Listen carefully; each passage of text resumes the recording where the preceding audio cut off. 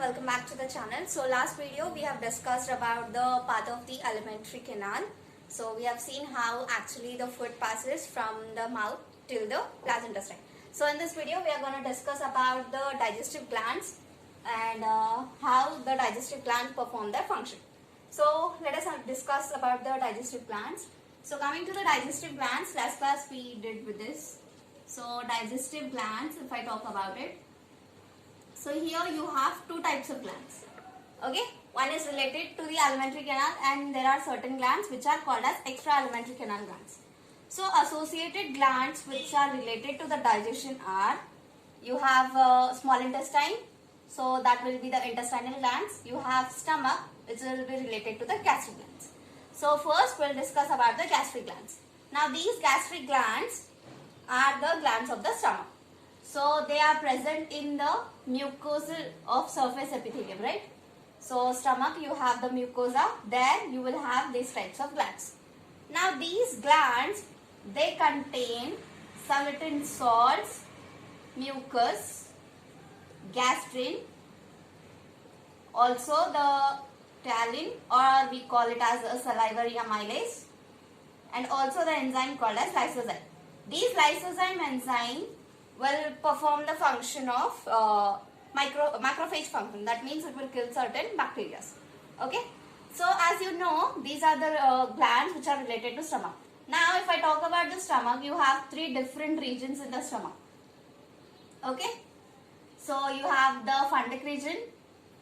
This is the cardiac region. This is the fundic region and this is the pyloric region. So these cardiac region, it will secrete mucus. Okay. So this mucus will again help you in the lubrication. Now fundus, it is a main part, right? Body part. So that will have again three different types of cells which will be dealing with it. And the pyloric region, here you will have mucus secretion plus gastrin secretion. Okay. So the cardiac region is secreting the mucus which will help you in the digestion of proteins. And this pyloric region will help you in the mucus plus gastrin. And these body, when I talk about the body, I told you there are three types of cells. So first, it has mucus cells. Okay, mucus cells will secrete mucus.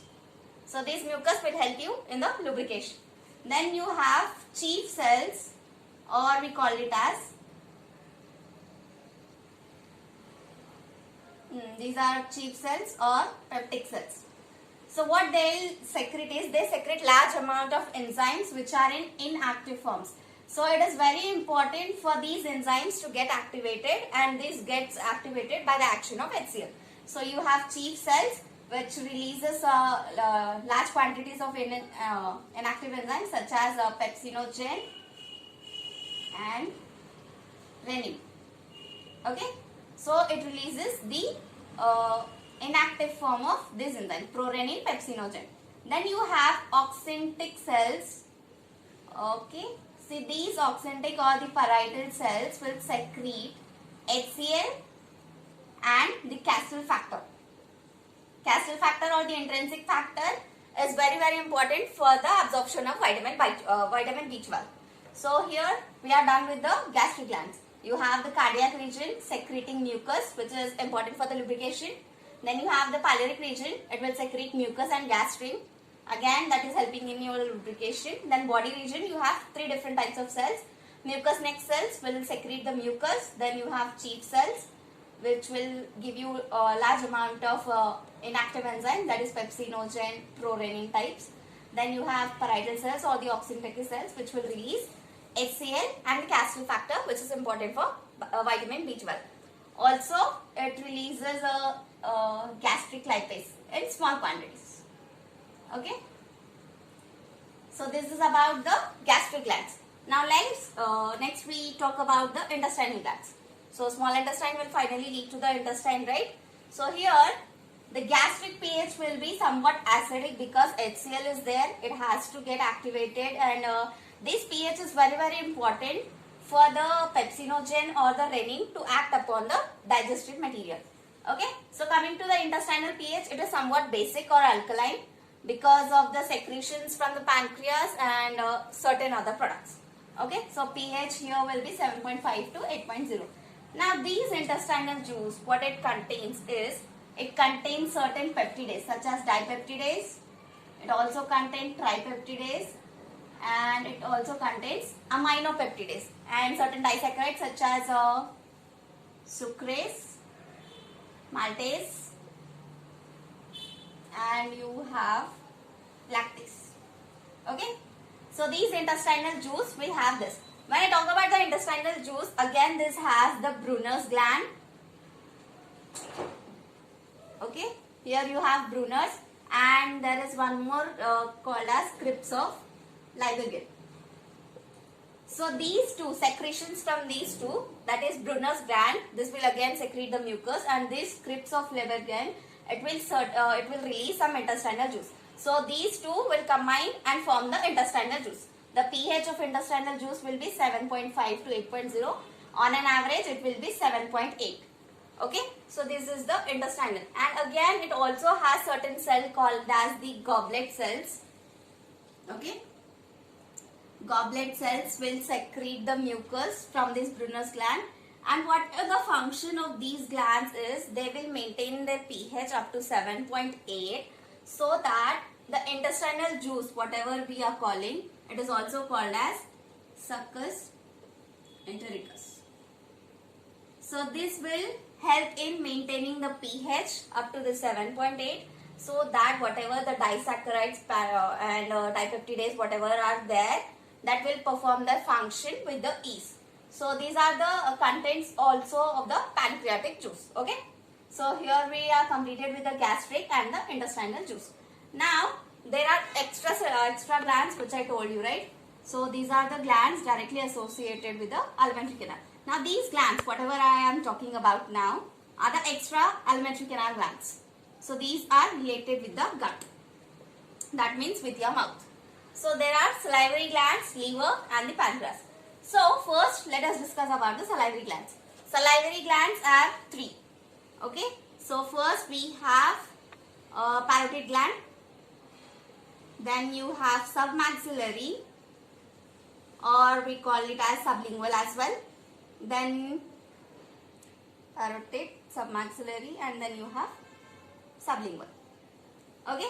So these are the three pairs of the salivary gland. Parotid gland is present below the ear, or you can say above the cheek. Then you have submaxillary, these are present at the angles of your lower jaw. And then you have sublingual glands which are present below the tongue. Okay. So these are the three pairs of the salivary glands, and these salivary glands, what they do is they release the saliva in the buccal cavity. Now that saliva, whatever is secreted in the buccal cavity, that contains certain salts, mucus, gastrin, taline, and lysozyme. These I have told you in the very beginning, right? So these are the contents of the saliva, and these are the three pairs of the salivary glands. Now the next thing is liver. If I talk about the liver, liver is the largest gland in our human body. It weighs about 1.2 to 1.5 kg in adults. Okay. So this is situated in the abdominal cavity, that is below your diaphragm. Okay. So here you will have a diaphragm, here you will have a liver, that is on your left. Okay. So this liver, how this is formed. Now coming to the liver, this has hepatic cords. Okay. So if I talk about the structure of the liver, so this is hexagonal cells. So liver is formed by the hepatic cords. Now these hepatic cords contains of hepatic cells. Okay. So these consist of the hepatic cells arranged in the form of hepatic cords. This is the hepatic lobule. Okay. So I am talking about the structure. Liver, as I told you, this is the largest gland in the human body. And if I talk about the structure, it consists of a hepatic lobule. So this is the hepatic lobule, and these hepatic lobule consist of these hepatic cells. Hepatic cells are arranged in a circular way. So again you have certain hexagonals inside this. They are arranged in the central vein. This is called as the central vein. So they are arranged in this way. Now this entire hepatic cells are covered by a connective tissue sheath. So that connective tissue sheath is called as the Gleason's capsule. Clear? So this is the basic structure of the liver, where you have the hepatic lobule. That hepatic lobule consists of these hepatic cells. They are arranged in a hexagonal way, that is called as hepatic cords, around a central vein. The entire covering sheath is referred to as Gleason capsule. Now, this liver, here if I talk about, here you have a liver, right? And then you have a pancreas. So, whatever the secretions from the hepatic cells, it releases some bile juice, right? So, these bile juice will reach a muscular bag sac-like structure called as the gallbladder. Okay? Secretions from the bile juice or from the liver will reach the gallbladder. Now, these gallbladder, it has a duct called as the cystic duct. So, the duct of the gallbladder is cystic duct. Now, liver also has a duct, that is the hepatic duct. Now, these two, cystic duct and the hepatic duct, that is the duct of the gallbladder and the duct of the liver, both together will join and they form the common bile duct. Okay. So, now these common bile duct, okay, here you have a common bile duct. Now, a duct from pancreas will come over here. So, the duct, common bile duct plus the pancreatic duct, hepatopancreatic duct. This will form again the other duct. So, secretions from both both liver and from the pancreas will reach the intestine, will open into the duodenum part of, okay. Small intestine has three parts, right, duodenum and all. So, it will open into the duodenum and that is controlled by sphincter of water. Clear? So, till here this is about the liver. Now, apart from this, liver performs a wide range of functions. So, what are the different functions performed by the liver? So, now, if I talk about the functions of the liver, the very first function that is performed is storage, secretion, okay, it performs the function of storage, then secretion, then also synthesis. Okay, so these are the different functions performed by the liver. Now, if I talk about the very first function of the liver, it performs the synthesis of glucogenesis, glycogenesis, gluconeogenesis. So, it is a basic chief energy provider. It helps in the carbohydrate metabolism. Then, if I talk about the proteins, so deamination of proteins occurs in the liver, that is removal of ammonia. Okay. So, deamination of proteins, that is removal of ammonia, also occurs in the liver itself. And coming to the fats, what it does is it promotes lipogenesis.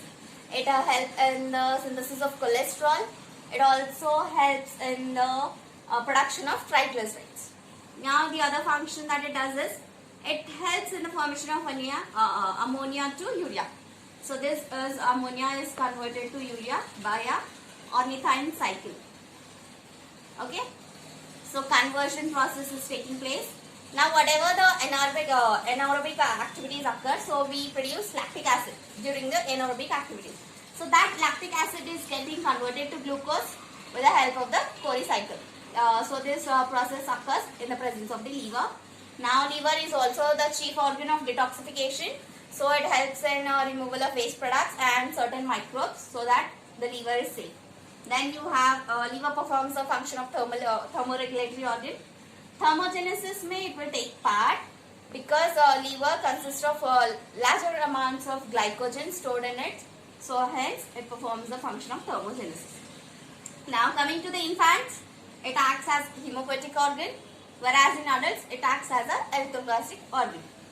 Now, synthesis of certain plasma proteins such as albumin, globulin, fibrinogen, these are the clotting factors, fibrinogen and prothrombin, and this is heparin is an anticoagulant. So, this will help in the synthesis of these products. Now, Kupffer cells, these are the macrophages. They are also called as hepatic macrophages. Why? Because they perform the function of macrophages. They remove the waste from the liver, and what they does is they are present in the liver sinusoids. Hepatic cells in between the hepatic cords, they are present, and whatever the waste that enters along the gut, so that will be removed by these Kupffer cells. So, these are the various functions which are performed by the liver. Now next that you have is the pancreas. Now pancreas, it is also called as sweet gland. It is also called as mixed gland or the heterocrine. Why it is sweet gland is because pancreas have these cells called as the islets of pancreas, which secretes the glucagon and insulin. Okay, so hence it is referred to as sweet gland. It is mixed because it is partly endocrine and it is partly exocrine. And heterocrine means it is just different, right? Exocrine and endocrine. So that is the reason it is also called as exocrine. Now these pancreas, they are located in the limbs of the duodenum. Like if you have a small intestine, so here you have a duodenum part. Here it is located. Okay. So now exocrine part of the pancreas will secrete the pancreatic juice, will have a pH of 7.8. Optimal pH is 7.8.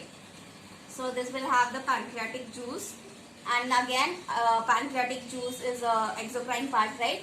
So these pancreatic juice consist of certain things called as trypsinogen, chymotrypsinogen, carboxypeptidase, pancreatic lipase and the nucleases. So here we are done with the pancreas. Now coming to the endocrine part of the pancreas. Endocrine part will secrete certain hormones such as the insulin, glucagon and several other hormones. So these all are about the digestion glands. Now coming to the digestion process. So how does this digestion process occurs? Now as I have told you, the mouth, the food that you take, okay? So the food that you take and that will be mixed with saliva. It will facilitate, in the mouth itself you have facilitation of chewing and mastication of food. Once the food enters, it evenly mixes with the saliva and forms the bolus. Now once it forms the bolus, what it does is during the peristaltic movement is nothing but the successive muscular contractions, okay? So once the bolus is formed, then it will reach to the pharynx. After the pharynx, there you are forming the bolus, peristaltic movements occurs. Now then from the pharynx it reaches to the esophagus. After the esophagus, once it reaches, what that happens is mechanical action is done in your mouth. Now this digestion process includes mechanical as well as the chemical process. Now mechanical process you have done with the chewing and mastication and everything. Now the chemical action is initiated in the mouth. How it is initiated is the enzyme which is present in the saliva, this enzyme salivary amylase, carbohydrate splitting enzyme, which is called as a carbohydrate splitting enzyme. What it does is the starch which is there, okay, so these enzyme salivary amylase, it acts upon the starch and converts this to disaccharides. Clear? About 30% of starch here itself is converted to disaccharide, that is maltase. So this is the thing which occurs during the course of esophagus. Now the food which is formed, bolus is formed, peristaltic movement occurred, the starch is converted to disaccharide, that is maltase. Now the thing what happens is there is a sphincter called as esophageal sphincter which will control the passage of the food from the esophagus to the stomach, right? Here you have a sphincter. That is the end of the esophagus and beginning of the stomach. So now after that what happens is that sphincter will regulate how the food is getting passed to stomach. Now stomach, what it has is 3 different kinds of cells. As I have told you, here you have mucus cells which is again helpful for lubrication, right? And then you have chief cells which are releasing larger amounts of inactive enzyme, that is pepsinogen, renin and everything. Then you have oxyntic cells which are parietal cells and HCl. So that will again release the calcium factor necessary for vitamin B12 absorption. Now what happens over there is food has reached the stomach. Now that get mixed with the gastric juice with the churning movements. Then you are having peristaltic movements in the esophagus, whereas in the stomach you have churning movements, okay? So with that movements, the food entirely evenly gets mixed with the gastric juice, and once the food gets mixed, the food later which is formed is called as chyme, okay? There we are calling it as a bolus. Now here we are calling it as the chyme. So now the stomach has run. Now what happens is these HCl, what it does is pepsinogen is acted upon by HCl. So HCl acts upon this pepsinogen and converts it into active enzyme called as pepsin. So once this pepsin is getting converted, that pepsin will act upon the proteins and convert it into proteose and peptones. Okay, proteins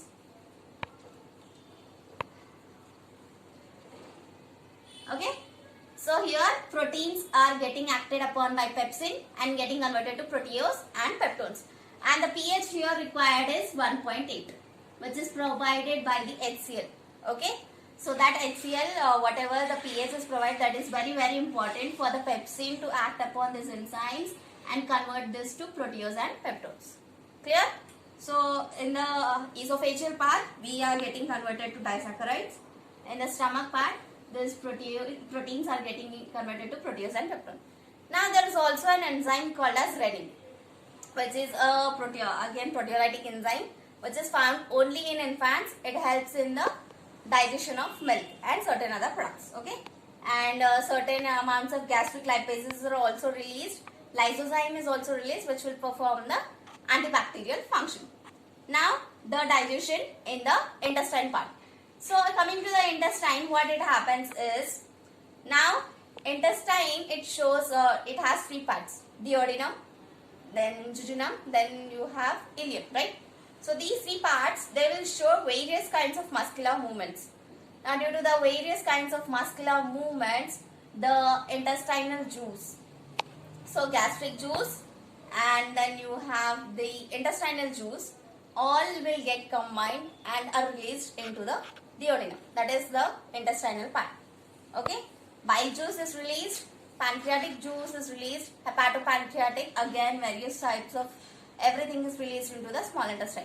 Now once this reaches the small intestine, what happens there is pH is maintained, which is called as the 8.4. Okay, 7.5 to 8.0 is the range and 8.4 is the average. So that pH is maintained. Now those juices, whatever are there, it consists of pancreatic juice. So these pancreatic juice consist of trypsinogen chyme. These are the things. So what happens over here is, now this trypsinogen is in inactive form, right? So to get converted into active form, here you have enterokinase enzyme. Okay, so enterokinase enzyme acts upon the trypsinogen and is getting converted to active form, that is trypsin. Now during these process, now trypsinogen is getting converted to trypsin.